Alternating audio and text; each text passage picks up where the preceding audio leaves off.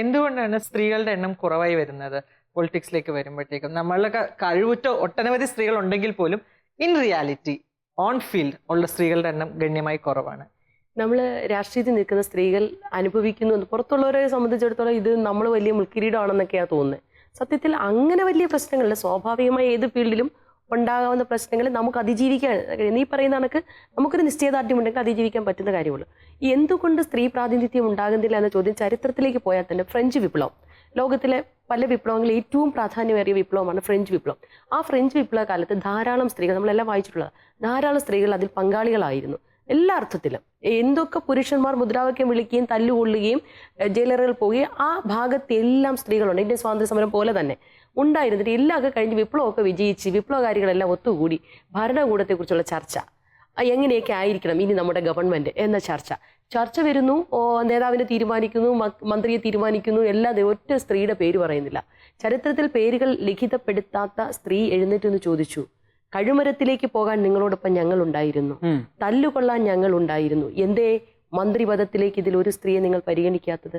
ചരിത്രത്തിന്റെ താളുകൾ പേര് രേഖപ്പെടുത്താത്ത, ഒരുപക്ഷെ എൻ്റെ അറിവ് ഓർമ്മയിൽ ഇല്ലാത്തതാകാം, ആ സ്ത്രീക്ക് പോലും അന്ന് ചോദിച്ച ചോദ്യം ഇന്നും നമ്മൾ ചോദിക്കുന്നു. അവിടെ നമ്മൾ സോവിയറ്റ് യൂണിയൻ റെസ്പെക്ട്, ആദ്യമായി സ്ത്രീക്ക് വോട്ടവകാശം സോവിയറ്റ് യൂണിയൻ ഉണ്ടായി എത്ര കാലം കഴിഞ്ഞ കൊടുത്തത്? ഇന്ത്യ എന്ന് പറഞ്ഞ റിപ്പബ്ലിക് അന്നോട്ട് തുല്യ വോട്ടുണ്ട്.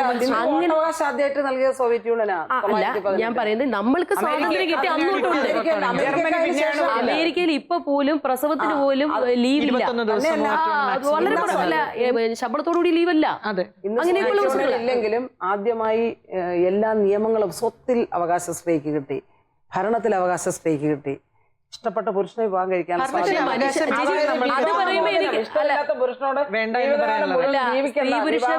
പറയുമ്പോഴും അവിടെ അസ്വാതന്ത്ര്യത്തിന്റെ വലിയ ചങ്ങലകളും മതിലുകളും ഉണ്ടായിരുന്നു. അത് വെച്ച് പറയുമ്പോൾ വളരെ എതിരാണെന്ന് ചിലപ്പോ പറയും. പക്ഷെ സ്വത്തവകാശം ആദ്യം തൊട്ട് ഞാൻ എപ്പോഴും ഇസ്ലാമാണ്. പിന്നെ നമ്മളിപ്പോ ട്രിപ്പിൾ തലാഖ് ഒരു പ്രാകൃതമായിട്ടുള്ള രീതിയാണ്, അത് മാറ്റണം, മറ്റു ഒരുപാട് കാര്യങ്ങളുണ്ട്, സ്ത്രീകളെ ധ്വംസിക്കുന്നതായിട്ട് മാറ്റണമെന്ന് പറയുന്നു. പക്ഷേ ഇസ്ലാം മതത്തിന്റെ പ്രാമാണിക ഗ്രന്ഥങ്ങളിൽ സ്ത്രീ ഭാര്യയ്ക്ക് ഭർത്താവിനെ മൊഴിയെല്ലാനായിട്ട് ഒരു വകുപ്പുണ്ട്. പക്ഷെ അതെടുത്ത് പ്രയോഗിക്കാൻ ഉണ്ട്. അത് ഇപ്പോഴത് പ്രയോഗിക്കുന്ന, പ്രായോഗികമാക്കുന്ന ആളുകളുടെ കയ്യിലിരിപ്പിന്റെ ദോഷം. പൗരോഹിത്യം, അത് ലോകത്തെല്ലായിടത്തും പൗരോഹിത്യത്തിന്റെ പ്രശ്നം. പുരുഷ മേധാവിത്വമാണ് പൗരോഹിത്യ രംഗത്ത് എല്ലാ മതങ്ങളിലും ഉള്ളത്. ഒരു സ്ത്രീ പൂജിച്ചാൽ അമ്പലത്തിൽ ദേവതകൾ പോകില്ല, ഒരു പള്ളിയിൽ ആരാധന നടത്തിയാൽ പോകില്ല. പക്ഷെ ഒരു മതവും സ്ത്രീയെ കൊണ്ട് സ്ത്രീകളെത്തണ്ട, അവിടേക്ക് സ്ത്രീകൾക്ക് നിരോധിത മേഖലയാണ്. പക്ഷേ പറഞ്ഞ് വേറെ നമ്മൾ അല്ല, ഞാൻ ഈ പറഞ്ഞു വെക്കാൻ ആലോചിച്ചത് അത് തന്നെ. അന്ന് ഫ്രഞ്ച് വിപ്ലവകാരികളായ സ്ത്രീകൾ ചോദിച്ച ചോദ്യം ഇന്നും നമ്മൾ ചോദിക്കുന്നു. നമ്മുടെ ചർച്ചയിൽ ഉരുത്തിരിഞ്ഞ പ്രത്യേക എനിക്കൊരു ചോദ്യം, സ്വാതന്ത്ര്യം കിട്ടി 70 വർഷം കഴിഞ്ഞിട്ടും ഇന്ത്യയിലെ സ്ത്രീയുടെ ഞാൻ അതിലേക്ക് വരിക. അതിന്റെ ഒരു കാര്യം എന്ന് പറഞ്ഞാൽ, അന്ന് നമ്മൾ പറയുമ്പോൾ ഇപ്പോഴും നമ്മൾ ചോദിക്കുന്നു എന്ന് പറയുന്നതിന്റെ പ്രധാനപ്പെട്ട കാരണം, സ്ത്രീക്ക് നിയമപരമായ ഒരു പുരുഷ കേന്ദ്രീകൃത സമൂഹം നിയമപരമായി അതിനെ കൊണ്ടുപോകും. ഞാൻ ഇപ്പോഴും ഓർക്കുന്നു 2010 ഈ നിയമം ഇന്ത്യൻ പാർലമെന്റിൽ അവതരിപ്പിക്കുന്നു. അപ്പോൾ കോൺഗ്രസിന്റെ പ്രതിനിധി അഭിമാനം മറച്ചു വയ്ക്കാതെ ഞാൻ പറയട്ടെ, ഇന്ത്യയിൽ നിയമം, അതായത് ഭരണഘടനാ ഭേദഗതിയിലൂടെ ആ പഞ്ചായത്തി രാജ് സംവിധാനം കൊണ്ടുവന്നത് കോൺഗ്രസ് ആണ്. അത് അവിടെ എന്തുകൊണ്ട് നിന്നു എന്ന് ചോദിച്ചു. അദ്ദേഹത്തെ സുജായി സംസാരിച്ചപ്പോൾ രാഷ്ട്രീയ ഒരു വാക്ക് പറഞ്ഞുകൊണ്ട് മാത്രം അത് സൂചിപ്പിക്കും. 2010 കോൺഗ്രസിനെ സംബന്ധിച്ചിടത്തോളം ലോക്സഭയിൽ ഭൂരിപക്ഷം കുറവായിരുന്നു. രാജ്യസഭയിൽ പാസ്സാക്കിയെടുത്ത ദിവസത്തെ കാര്യങ്ങൾ ഓർമ്മയുണ്ടല്ലോ. എല്ലാം വനിതാ നേതാക്കന്മാർ, ഗീതാ മുഖർജി അടക്കം മുഴുവൻ സഭയിൽ ഹാജരായിരുന്ന സുഷമ സ്വരാജ് ഉൾപ്പെടെ എല്ലാവരും വനിതാ ബില്ലിനെ അനുകൂലി സംസാരിച്ചു. പക്ഷേ അവിടെ ഉണ്ടാക്കിയ നാടകീയ രംഗം, അത് രാഷ്ട്രീയമൊന്നുമില്ല. ഒരുപക്ഷെ കോൺഗ്രസ് പ്രസിഡന്റ് പറഞ്ഞുകൊണ്ട് കോൺഗ്രസിന്റെ എംപിമാർ ഉണ്ടായിരുന്നെങ്കിൽ അവരുടെയൊക്കെ മനസ്സിൽ ഇത് പാസ്സാവരുതെന്നാ. രാഷ്ട്രീയമൊന്നും അക്കാര്യത്തില്ല. പോകാതെ നോക്കാന്നുള്ള സ്വന്തം സ്വാർത്ഥത മാത്രം, വേറെ നമ്മളോട് വിരോധം ഉണ്ടായിട്ടൊന്നുമല്ല ആ സമയത്ത്. പക്ഷെ അടുത്ത ദിവസം ഇതുപോലെ ലോക്സഭയിൽ പാസ്സാക്കിയാൽ ഞങ്ങൾ എതിർക്കും, വാച്ച് ആൻഡ് വാർഡിനെ ഇറക്കി നിർത്തി ചെയ്താൽ ഞങ്ങൾ എതിർക്കുമെന്ന് പ്രഖ്യാപിച്ച വനിതാ നേതാക്കന്മാർ അടക്കമുണ്ട്. നമുക്ക് പോലും ഈ കാര്യത്തിൽ കൂട്ടായ യോജിപ്പുണ്ടാക്കാൻ കഴിഞ്ഞില്ല. ഇപ്പോൾ നരേന്ദ്രമോദി, രാഷ്ട്രീയം മാറ്റി വെച്ച് പറയാം, അദ്ദേഹത്തിന്റെ തെരഞ്ഞെടുപ്പ് വാഗ്ദാനങ്ങൾ ഏറ്റവും പ്രമുഖമായിട്ടുള്ളത് വനിതാ സംവരണ ബിൽ പാസ്സാക്കുന്ന വർഷം 4 കഴിഞ്ഞ് ഇതുവരെ വേണ്ടിയിട്ടില്ല. ആവശ്യത്തിലേറെ ഭൂരിപക്ഷമുണ്ട്. അക്കാര്യത്തിൽ കക്ഷി രാഷ്ട്രീയത്തിന് അതീതമായി നമ്മളെല്ലാവരും ഒരുമിച്ച് നിൽക്കണം. ഈ പറഞ്ഞ ഒരു വലിയ പ്രധാനമായിട്ട് 95 നിയമ ഭേദഗതി വന്ന് 93, 92 ഭരണഘടനാ ഭേദഗതി വന്നപ്പോൾ എല്ലാവരും പറഞ്ഞു, ഒരു രക്ഷയിൽ എവിടെ നിന്ന് സ്ത്രീകളെ കണ്ടുപിടിക്കും? ഞങ്ങൾ എല്ലാവരും, ഞാൻ കോൺഗ്രസ് പ്രവർത്തിക്കും. അതിലെനിക്ക് തോന്നുന്നു സുജാത മാഡത്തിന് കുറച്ച് ആഡ് ചെയ്യാനുണ്ടാവും. കാരണം ആ ചർച്ച വന്ന സമയത്ത് അതിൽ നേരിട്ട് പങ്കെടുത്ത ആളെന്ന നിലയിൽ അതിൽ സംവരണത്തിനുള്ളിൽ സംവരണം വേണം, തുടങ്ങിയ ആവശ്യങ്ങൾ അത് 2-3 പേരേ ഉള്ളൂ. അത് ധ്യാന സ്ത്രീകളാണ്. അത്തരത്തിലുള്ള ചില കാര്യങ്ങൾ സംവരണത്തിനുള്ളിൽ അത് തരാതിരിക്കാൻ വേണ്ടിയിട്ടുള്ള ഒരുപാട് ചർച്ചകൾ എല്ലാ കാലത്തും നടക്കും. തരാതിരിക്കാൻ അത് ഞാൻ അങ്ങനെ അതാണ് യു പിയുടെ കാലത്തായാലും എൻ ഡി എയുടെ കാലത്ത്. കാരണം അന്നത്തെ ആ ബില്ല് രാജ്യസഭ പാസാക്കി ലോക്സഭയിൽ വരും ദിവസത്തിന് ബിന്ദു ഒരു പ്രത്യേകതയുണ്ട്. സാർവദേശീയ മഹിളാ ദിനത്തിന്റെ 100ാം വർഷത്തിൽ കേരളത്തിലെ ഇന്ത്യയിലെ സ്ത്രീകൾക്ക് സംവരണം തരുന്നാ പറഞ്ഞത്. ആ കാര്യത്തിൽ വേണ്ടത്ര ഒരു ഇത് കാണിക്കാന്ന് നിങ്ങൾക്ക് അറിയാമല്ലോ. ലെഫ്റ്റ് സപ്പോർട്ട് ചെയ്യുന്ന കാര്യം നല്ല സപ്പോർട്ട് ചെയ്തിരുന്നു. അത് ഈ കാലം അവിടെ ഈ പറഞ്ഞ പോലെ സംവരണത്തിനകത്തെ സംവരണം പ്രശ്നങ്ങളെല്ലാം വന്നത് അവിടെ കിടന്നു. ഇപ്പോ ഞാൻ പറയട്ടെ, ഒന്നും തോന്നരുത്, രാത്രിയിൽ പിന്നെ GST നടപ്പിലാക്കുന്നതിന് വേണ്ടി രാത്രി സംയുക്ത സഭ വിളിച്ച് ലോക്സഭ ഇപ്പോഴത്തെ ഒരു സംയുക്ത സഭ വിളിച്ചു കൂട്ടി എന്താ ഈ വനിതാ അല്ലെ ഞാൻ പറയുന്നത് ശക്തമായി ഇപ്പൊ ബിന്ദു രാഷ്ട്രീയമായ കൺസെൻസസ് അതിനകത്ത് നമ്മളെല്ലാവരും മിനിമം വനിതാ നേതാക്കന്മാരെങ്കിലും ഈ സമൂഹത്തിന് തോന്നണം. നേരത്തെ പറഞ്ഞ പോലെ എന്താ പറയാ, സർഗശേഷിയുള്ള കഴിവുള്ള വനിതകൾ ഇല്ലാഞ്ഞിട്ടല്ല, ഇല്ല എന്ന ഒരു വലിയ ഒരു കരിനിഴൽ പരത്തിക്കൊണ്ട് ഇത് സ്ത്രീകളെ കൊടുത്ത ശരിയാ. ഈ നേരത്തെ സൂചിപ്പിച്ച ചർച്ചയിൽ പറഞ്ഞൊരു കാര്യമുണ്ട്, സ്ത്രീകളുടെ വികസന കാഴ്ചപ്പാട് വ്യത്യസ്തമാണ്. പുരുഷന്മാരുടേതാണെങ്കിൽ ഒരു പഞ്ചായത്ത് മെമ്പർ പുരുഷൻ, മറ്റൊരു പഞ്ചായത്ത് മെമ്പർ സ്ത്രീ. പുരുഷൻ ആ വാർഡിലെ പാലം നിർമ്മിക്കുന്നതും മറ്റു കാര്യങ്ങളും പുരുഷൻ ചിന്ത, സ്ത്രീയുടെ ചിന്ത ആദ്യം പോകുന്ന അംഗൻവാടി കെട്ടിടത്തിന്റെ ആ ശോച്യാവസ്ഥ വരെ.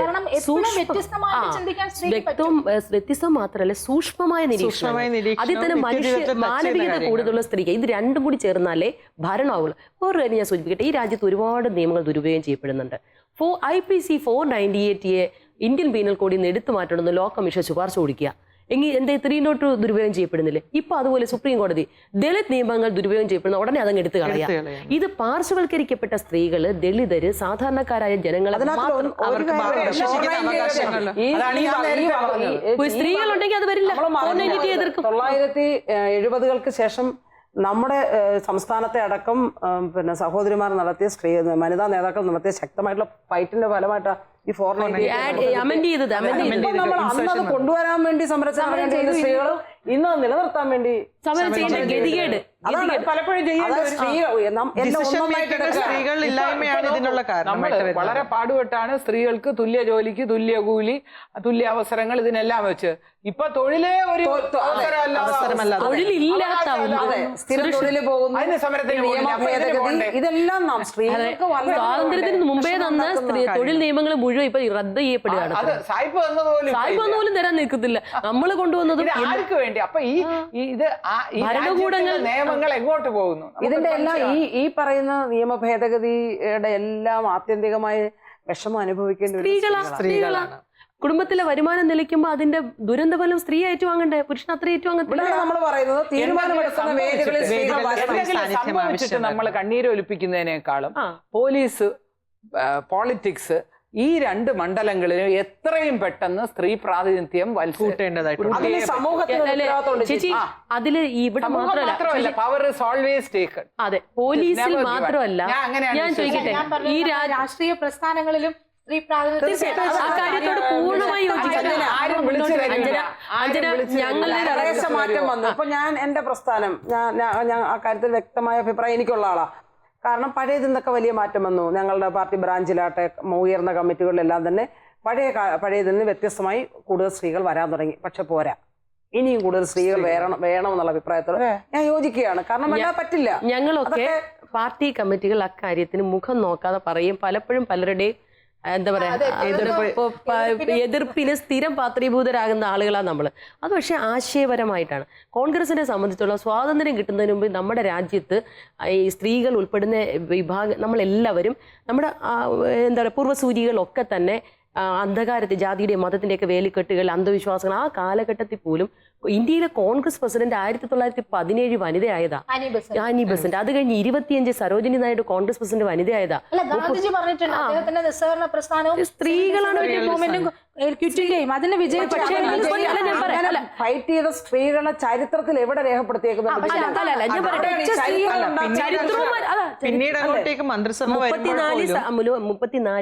നെലീസൺ ഗുപ്തയായി. അതുപോലെ തന്നെ കേരള നിയമസഭ എടുത്തു നോക്കും. ആദ്യ കേരള നിയമസഭയിലൊക്കെ കോൺഗ്രസിന് MLA മാരുണ്ടായിരുന്നു. ഇപ്പൊ കോൺഗ്രസിന് MLA മാരില്ല. ചോദിച്ചപ്പോ സീറ്റ് വന്നില്ലേ, ജയിക്കാത്ത ഞങ്ങളെ കുറ്റമാണോ? അതിലേക്ക് വരുന്ന ഒരു പോയിന്റ് 76% സ്ത്രീകളാണ് തരില്ല. അതാണ്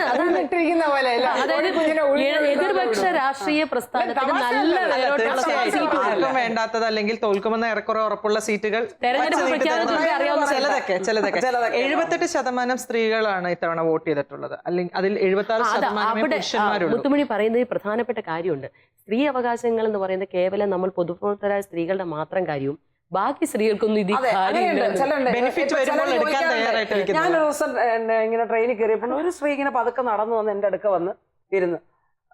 അപ്പൊ ഞാൻ ചോദിച്ചു, ഇവര് ദൂരെ നടന്നു വരിക, സുജാത മാഡം അല്ലേ? ഞാൻ പറഞ്ഞ അതെ. അയ്യോ, ഗ്യാസിന്റെ വില കൂട്ടി, ഗ്യാസിന്റെ എണ്ണം വെട്ടിക്കുറച്ച് സമരം ചെയ്യാൻ പോകുന്നില്ലേ? മാഡം സമരം ചെയ്യാൻ പോകുന്നില്ലേ? അപ്പൊ ഞാൻ പറഞ്ഞ ഒരു ആലപ്പുഴയിൽ ഒരു സമരത്തിന് പോവാ, ബാ നിങ്ങളൂടെ വരാൻ പറഞ്ഞു. അത് വരില്ല. ഞാൻ പറഞ്ഞു അപ്പൊ ഇവരൊക്കെ ധരിക്കുന്നത് നമ്മൾ കുറെ ആളുകള് സമരം ചെയ്യാൻ മാത്രം നമ്മുടെ ജോലിയാണ്. എന്നിട്ടോ ആ സമരം ചെയ്യുന്ന എന്തെങ്കിലും പ്രശ്നമുണ്ടോ അത് ശരിയല്ല പറഞ്ഞ് വിമർശിക്കാനും അല്ലാതെ ഈ കോളേജിൽ പോകാൻ ബസ്സിൽ കയറിക്കൊണ്ടിരുന്നപ്പോ ഒരു പ്രശ്നം ഉണ്ടായി. ഈ ലേഡീസ് ഉള്ളി ബസ് അങ്ങ് പോയി കഴിഞ്ഞാൽ ഞങ്ങൾ കുറച്ചുപേര് ചിലപ്പോൾ അതിന് മുമ്പേ എക്സ്ട്രാ ക്ലാസ്സിനൊക്കെ പോകുന്നവരായിരിക്കും. അപ്പൊ ഒരു ദിവസം ഞാൻ ചെന്നില്ല. അപ്പൊ എന്റെ കൂടെയുള്ള കുറച്ച് കൂട്ടുകാർ പറഞ്ഞത്, ഇന്നലെ ജമീല ഇല്ലാത്തതുകൊണ്ട് ആദ്യം ഇങ്ങനെ കയറി എല്ലാരെയും തള്ളി മാറ്റി ഇങ്ങനെ ആ കമ്പി പിടിച്ചുകൊണ്ട് നിൽക്കാൻ ഒരാളില്ലായിരുന്നു, ഞങ്ങൾക്ക് ആർക്കും ആദ്യം കയറാൻ പറ്റില്ല, കുറെ പേർക്ക് കയറാനേ പറ്റിയില്ല. എനിക്ക് ഭയങ്കരമായ ദേഷ്യം വന്നു. പിറ്റേ ദിവസം തൊട്ട് ഈ പറഞ്ഞതിൽ ആരെങ്കിലും ഉണ്ടെങ്കിൽ ഞാൻ എവിടെയും പിടിക്കാൻ നിൽക്കില്ല, ഞാൻ ആദ്യം ഇടിച്ചെറിയാം. നമുക്ക് ഒരു പക്ഷേ അവർക്ക് എല്ലാവർക്കും അത് മാറാതെ നമ്മുടെ ഈ വ്യവസ്ഥിതി മാറില്ല. കാരണം അതെങ്ങനെ മാറ്റണം എന്നാണ് നമ്മൾ ചിന്തിക്കേണ്ടത്. കൊണ്ട് ചൂടുരുളി വാങ്ങിപ്പിക്കാം, ഇതൊക്കെ ചെയ്തോളൂ, അവക്ക് പൊള്ളിക്കോട്ടെ. ബെനിഫിറ്റ്സ് കിട്ടുമ്പോൾ അത് പങ്കിടാനായിട്ട് എല്ലാവരും സജ്ജരായിട്ടും തയ്യാറായിട്ടും. ബസ്സിൽ കയറിയ ഈ 33% സീറ്റിന് വേണ്ടി നമ്മൾ എന്ത് സമരം ചെയ്താ മേടിച്ചെടുത്തേ. പറഞ്ഞ സ്ത്രീകളുടെ സീറ്റിൽ പുരുഷന്മാരായിട്ടുള്ള ആളുകൾ ഇരിക്കുമ്പോ നമ്മൾ ചിലപ്പം പറയുമല്ലോ, അയ്യോ അത് ചെല്ലു പറയും, നിങ്ങൾക്ക് ഉണ്ടാതിരുന്നുകൂടെ, അവരെ എന്തിനാ വെറുതെ എണ്ണീപ്പിക്കുന്നത്, ഇങ്ങനെയൊക്കെ ചോദിക്കുന്നത്. ഒരു സ്ത്രീയുടെ അടുത്ത് അവരുടെ മകനോ ഭർത്താവോ ഒന്നിരിക്കും, അതിനെ ഒന്ന് എണീപ്പിക്കാൻ നിങ്ങൾ നോക്കി. ചേട്ടാ അവിടെ ഇരുന്നപ്പോ അവള് ഉടനെ. എന്തുകൊണ്ടാണ് സ്ത്രീകളെ ജയിപ്പിക്കാൻ സ്ത്രീകൾക്കൊരു വിഷമം? എപ്പോഴെങ്കിലും നിങ്ങളുടെ രാഷ്ട്രീയ ജീവിതത്തിൽ അതൊരു ചർച്ചാ കാലം വരും, അത് അനധി വിദൂരം അല്ല എന്നാണ് എനിക്ക് തോന്നുന്നത്. അത് ചെയ്തകള് അല്ല, അങ്ങനെ പറയാൻ പാടില്ല. അതായത് നമ്മളൊക്കെ തെരഞ്ഞെടുപ്പിന് മത്സരിക്കുമ്പോൾ സ്ത്രീകൾ രണ്ട് കൈ നീട്ടി സ്വീകരിച്ചുകൊണ്ടാണ് ഈ തെരഞ്ഞെടുപ്പിൽ ജയിച്ചിട്ടുള്ളത്. അത് ഒരു വശത്ത് അങ്ങനെ നിലനിൽക്കുമ്പോൾ തന്നെ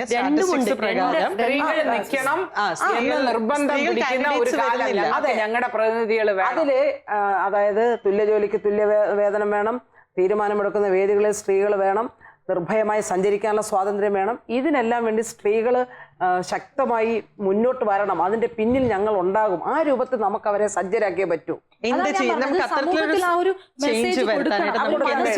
അവിടെയാണ് പുതിയ തലമുറയ്ക്ക് ഒരു റോളുള്ളത്.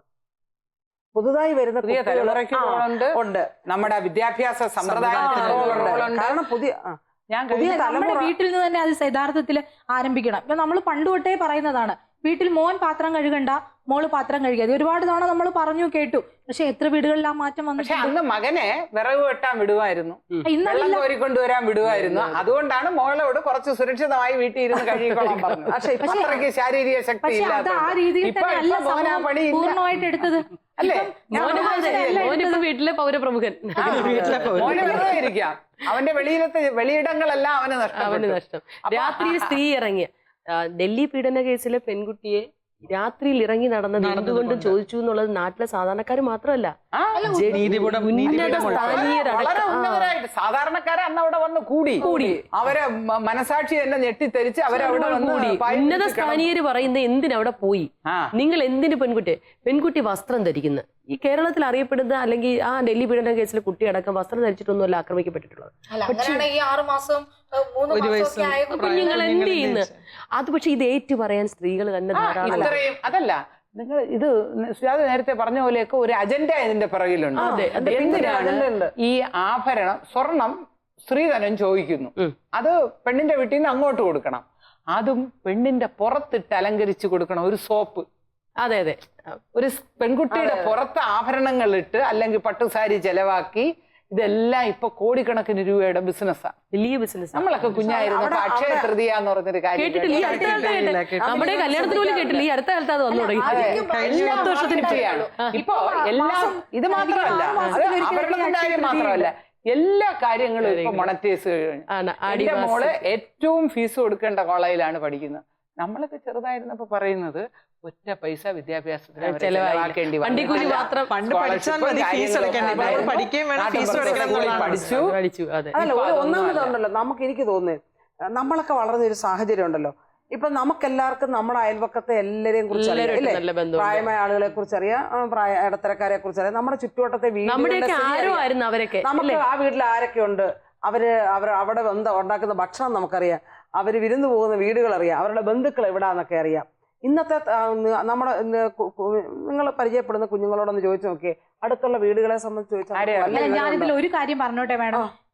നേരത്തെയൊക്കെ വീട്ടിൽ ചെന്നാല് തൊട്ടടുത്ത വീടുകളിൽ അല്ലെങ്കിൽ നാട്ടിലൊക്കെ ആണെങ്കിൽ എല്ലാ വീടുകളിലും വൈകുന്നേരം പോയി സുഖമാണോ ചേച്ചി എന്ന് ചോദിക്കുന്ന ഒരു സ്വഭാവം. പക്ഷെ ഇപ്പൊ നമുക്ക് 6:30-ക്ക് ശേഷം സത്യം പറഞ്ഞാൽ ഒരു വീട്ടിലേക്കും കയറി ചെല്ലാൻ പറ്റില്ല. കാരണം എല്ലാവരും, ഞാൻ കുറ്റം പറയുകയല്ല, പക്ഷെ എല്ലാവരും വളരെ ആകാംക്ഷയോടുകൂടി ടിവിയുടെ മുൻപിൽ സീരിയൽ കണ്ടോണ്ടിരിക്കുമ്പോൾ നമ്മൾ അവിടെ ചെല്ലുന്നത് പലപ്പോഴും അവർക്ക് ഒരു അലോസരം ഇപ്പൊ ഈ മൊബൈൽ. ഇന്ന് ഞാൻ ട്രെയിനിൽ കയറിയപ്പോ ഞാൻ കായംകുളം മുതൽ ചെങ്ങന്നൂർ വരെ ഇരുന്നപ്പോ ഒരു കുട്ടി, നല്ല ഒരു കൊച്ചു കുട്ടി ഇങ്ങനെ ഇരിക്കുക. അപ്പൊ അവള് ചെവിയിൽ ഇത് വെച്ചിട്ട് ഇങ്ങനെ തന്നെ ഇരിക്കുക. എനിക്ക് എന്റെ മുഖത്തോട്ട് പോലും ഇവള് നോക്കുന്നില്ല, ഇങ്ങനെ തന്നെ ഇരിക്കുക. കുറെ കഴിഞ്ഞപ്പോ ഞാൻ ചോദിച്ചു, എന്റെ മോളെ കണ്ണിന് കേടുവരത്തില്ലേ മക്കൾ, ഇച്ചിരി നേരം അതൊന്ന് ഓഫാക്കി പോയി. ഇത് പറഞ്ഞപ്പോൾ ഇവൾ എന്നോട്, ഇവൾക്ക് എന്നെ നോക്കി കഴിഞ്ഞപ്പോൾ മനസ്സിലായി ഈ കുട്ടിക്ക് എന്നെ എവിടെയോ കണ്ടിട്ടുണ്ടല്ലോ. അപ്പോഴാണ് മാഡത്തിന്റെ പേര്, ഞാനപ്പോൾ പേരൊക്കെ പറഞ്ഞു. അയ്യോ, എൻ്റെ അമ്മ പറയാറുണ്ടായിരുന്നു, എൻ്റെ അമ്മ പഴയ MS കോളേജിൽ പഠിച്ച, മാഡം MS കോളേജിലല്ലേ പഠിച്ചേ. അപ്പൊ എന്നൊക്കെ പിന്നെ വർത്താനമൊക്കെ പറഞ്ഞു. അപ്പൊ ഈ കുട്ടി ഇത്രയും നേരമായിട്ട് കേരളം കുനിഞ്ഞ നടക്കുന്നത്, കേറുന്ന മുതൽ ഇങ്ങനെയാണ് കുഞ്ഞുങ്ങൾ ഇരിക്കുന്നത്. അവരതൊന്നും വേണ്ടെന്നല്ല ഞാൻ പറയാം, അതിനകത്ത് നിന്നൊക്കെ കിട്ടുന്ന എല്ലാം നല്ലതും അവർ ഉൾക്കൊണ്ടോട്ടെ. പക്ഷേ ഈ സമൂഹത്തെ പഠിക്കാൻ ചുറ്റിലേക്ക് നോക്കിയുള്ള ഒന്നും കാരണം സംഭാഷണം, അതല്ല ഞങ്ങളെയൊക്കെ രൂപപ്പെടുന്നതിൽ നമ്മുടെ ചർച്ച ഇല്ലേ, നമ്മുടെ യാത്രകള്, നമ്മുടെ ചർച്ചകള്, ബന്ധങ്ങള്, ഇതെല്ലാം അതെ. ഈ നേതാക്കന്മാരെ, പ്രസിദ്ധരായ വ്യക്തികളെ ഒന്ന് കാണണം. ഞാൻ എപ്പോഴും ഓർക്കാറുണ്ട്, ഇവിടെ എനിക്ക് സംസാരിക്കാൻ പറ്റും. ഇവിടെ ഞാൻ ഈ പഠിക്കാൻ ട്രിവാൻഡ്രത്ത് LLBക്ക് പഠിക്കാൻ വന്നപ്പോൾ ഞാൻ സിൻഡിക്കേറ്റിലെ സെനറ്റിലെ വിദ്യാർത്ഥി പ്രതിനിധി. ഞാൻ ഓർക്കുന്നു, അന്ന് ഞാനിവിടെ യൂണിവേഴ്സിറ്റി ഹോസ്റ്റലിൽ താമസിക്കുമ്പോൾ ഹൃദയകുമാരി ടീച്ചറാ വിമൻസ് കോളേജ് പ്രിൻസിപ്പൾ. ഞാൻ ഈ ഹൃദയകുമാരി ടീച്ചറെ കാണാൻ പോയി നിൽക്കുന്നുണ്ട്. ഞാനിപ്പോഴും ഓർക്കുന്നുണ്ട് ടീച്ചറെ കാണാൻ വേണ്ടി. ഞാൻ ഇടയ്ക്കിടയ്ക്ക് ഹൃദയകുമാരി ടീച്ചറിനെ ഇരുന്നിട്ടുണ്ട്. ഹൃദയകുമാരി ടീച്ചറെ കാണാൻ പോകുമ്പോ ഈ പിന്നെ നമ്മുടെ ഓമൻകുട്ടി ടീച്ചറിന്റെ വീടിന്റെ വാതിൽക്ക് കൂടെ എപ്പോഴും നല്ല പാട്ടൊക്കെ കേൾക്കാം. ആ വീടിന്റെ വാതിൽക്ക് പോയി നമ്മൾ നിൽക്കുമായിരുന്നു. കാരണം അതൊക്കെ നമ്മുടെ വിദ്യാഭ്യാസ സുന്ദരമായ ഓർമ്മകളാണ്.